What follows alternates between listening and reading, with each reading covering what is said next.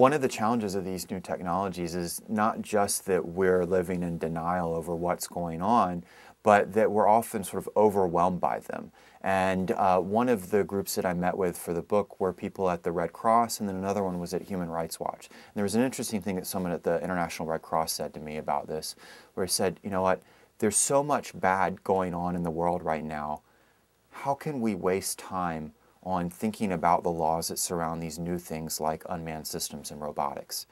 And it's a completely valid answer. There is a ton of bad things going on in the world.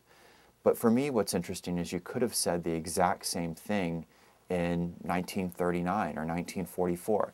There's so much bad going on in the world. Why should we waste time trying to figure out what's going on with this new thing called atomic bombs? That's just, fantasy. That's just science fiction. And so the result is we weren't ready for it. There's a broader question of the ethical issues that surround these systems is, does it make war crimes more or less likely? That is, some people think you can put morality into these machines. You can put ethical codes into them, sort of equivalent to like Isaac Asimov's 3 laws. And so you could have, as one scientist put it, more ethical killing devices, and that they would follow rules that maybe soldiers wouldn't. So for example, a lot of war crimes happen when a soldier's buddy is killed and rage takes over and they lash out against local civilians.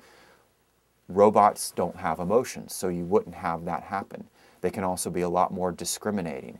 A soldier has to burst into a room in a microsecond, figure out who's the threat or not, and shoot, and sometimes they make mistakes. A robot can go into the room, take its time, figure out who's the threat, and you don't have to worry about the person dying behind them. That's true.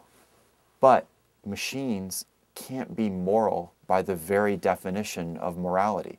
They don't have empathy. They don't have a sense of guilt. So to a machine, an 80-year-old grandmother in a wheelchair is just the same as a T-80 tank, except for a couple ones and zeros that are different in the programming language. And that's got to be disturbing to us in a certain way.